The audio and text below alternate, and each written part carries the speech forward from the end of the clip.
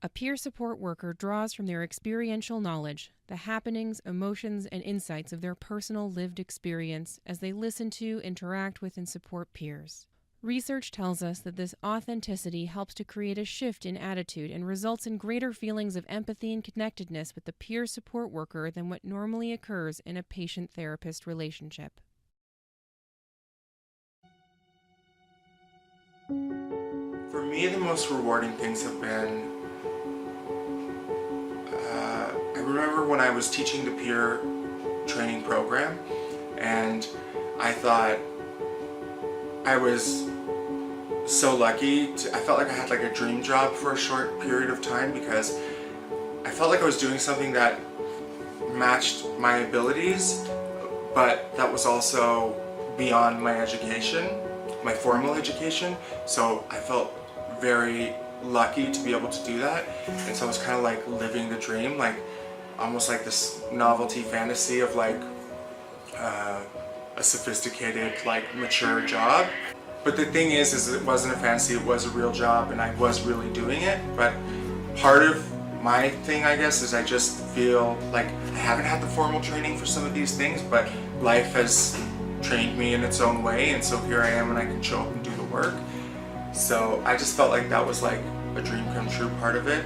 I also love this thing of meeting people where they're at and not having expectations of the people that you're supporting. It's helped me in my own personal life to be less judgmental, and I'm hyper vigilant, and so I'm always watching everybody and judging everything I'm seeing, and what's right, what's wrong, what's good and what's bad, and this kind of work has helped me to let go of that kind of stuff, and yeah, those two things. I have a lot of knowledge that people don't have. If they have the pulse of what's going on out there, it's good. It's a good thing. It helps save lives as well. Definitely saves lives. I think peer is it's not intimidating. It doesn't. I don't see it as an authoritarian figure. It's in simple terms, but it says you're there to help, I guess.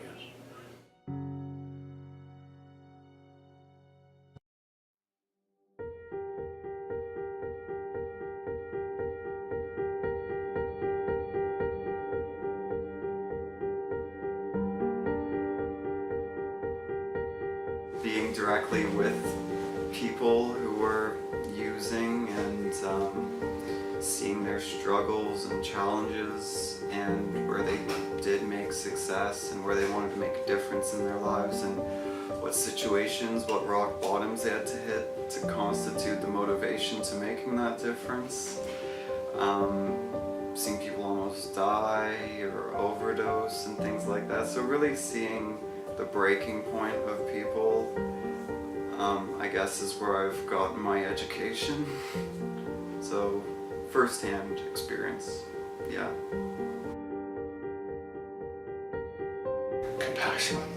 Compassion, empathy, lived experience. To be able to connect to people, to be an advocate for change and for good things, So always moving up in a positive way. Like I said, compassion and empathy are very important, And I see a lot of it in the people around me, the people who've been through stuff, Someone said to me once that religion is for people who are afraid to go to hell, and spirituality is for people who have been through hell. And I really feel spiritually connected to the people who have been through hell. It's tough out there, man. It's really tough out there. I was afraid to sleep at night. I didn't feel safe. When you're on the street, you don't know what's going to happen. Not having food, not having, all that stuff. It's just, it's terrible. It takes a lot of courage and humility to be able to go to a place and ask for help and, get a meal and it's not easy. It wasn't easy for me. It's not easy for me, but I can swallow my pride. I'm able to do that now. I think it's getting older. I don't have that. Things don't matter anymore as much. There are people who, I don't care what people think about me anymore as much as I used to when I was younger, so. Approaches, and that's kind of everybody's approach here, is like, no one's a closed book. Like, you keep your private life private, but you do talk about yourself. That is kind of the same idea with the peer work, is like, you come in, you're just a person, show them that you're a person, and you just happen to be their age or have been in their scenario or can relate to them in some way, that they can open up or participate a little more, or be a little less standoffish, because I know like sometimes asking for help can be very embarrassing, and it's kind of important to be like, well, I also was in the same spot and it kind of sucked coming here, but in the long run it is very helpful, and you do need to open up a little bit about it.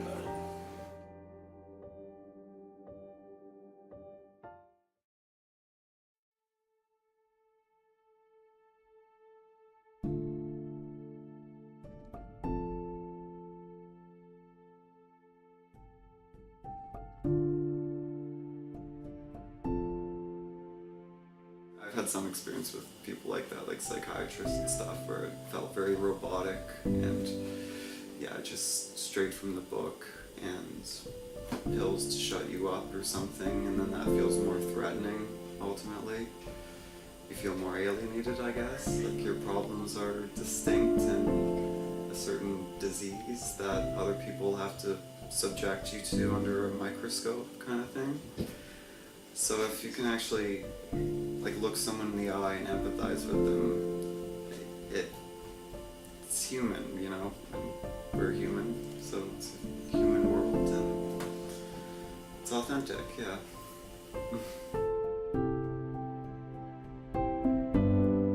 Well, just saying students in general, I think, yeah, the atmosphere itself is extremely welcoming. You come in and there's rarely like a time where you're like, oh, I don't belong here. This feels weird. It's just kind of like, yeah, I'm here and people are talking to me, communicating with me. I'm like, I'm still a person, even though I've made some mistakes or may not be doing the best. I'm just like, I'm still a human being, and they treat you like a human being.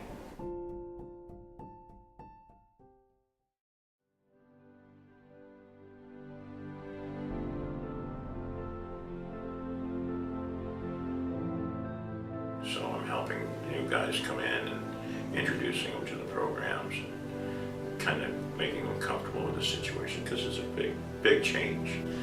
So the guys kind of look up to me, and they call me the range boss sometimes, but anyways, it works out good. I've always got somebody trying to get my attention, ask questions, that sort of thing. So I enjoy that, steer them in the right path.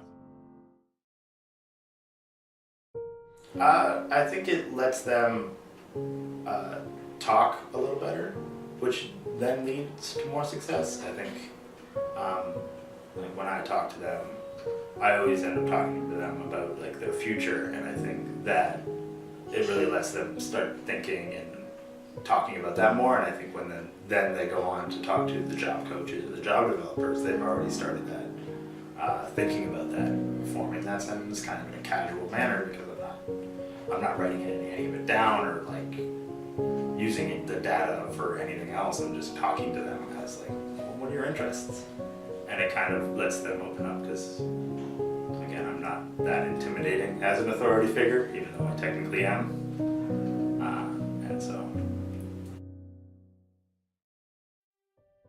Like there was a significant encounter I did have with a peer worker.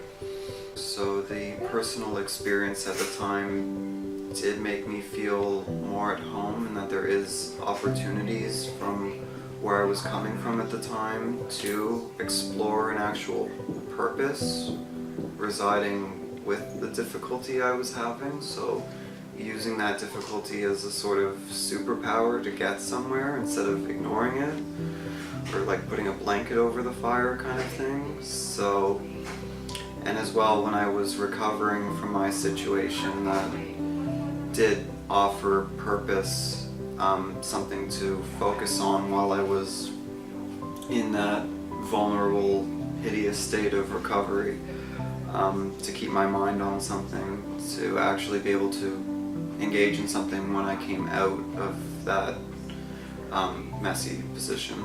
So, yeah.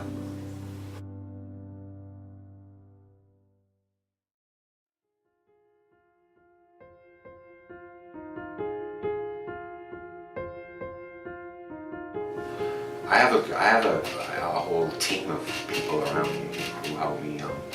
I'm very gifted, or very blessed in a lot of ways, for sure. You know, I reflect upon my life, and there's always been people or things in my life that have been good, no matter how low I felt or been on the scale. So, yeah. I'm a guy who has a lot of gratitude. I use gratitude every day, you know, to get me out of funks and let me know that I'm lucky. I'm a really lucky guy. I've had an amazing life. I've seen so much. I've been around the world. I've experienced so much. You know, good to see people. We're all the same. People are all the same. We all have feelings. We all just want to love and live. And have relevance. I always speak of relevance. You know, it's important because I didn't feel I had it when I was younger. This especially gives me relevance. It makes me feel relevant and connected. Yeah.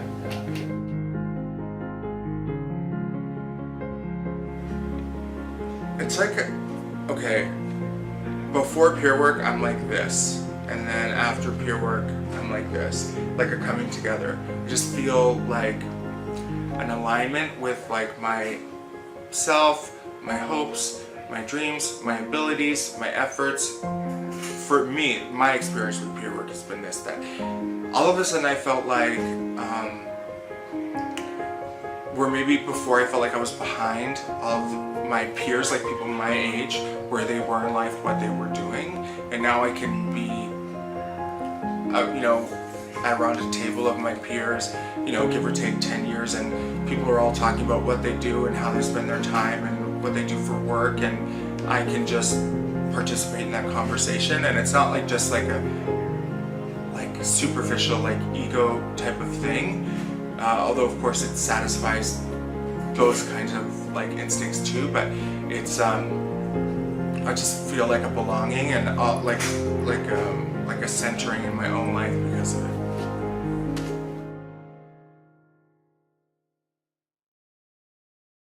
We are at a pivotal moment in time and have perhaps a once-in-a-lifetime opportunity to seize the experience, the wisdom, the success, the learning, the passion of all those years and make them truly count, to capture the essence of peer support and help transform the mental health system in ways we're yet to discover. More importantly, one day soon, every person who struggles with mental ill health will have someone in their life who gets it, a peer support worker.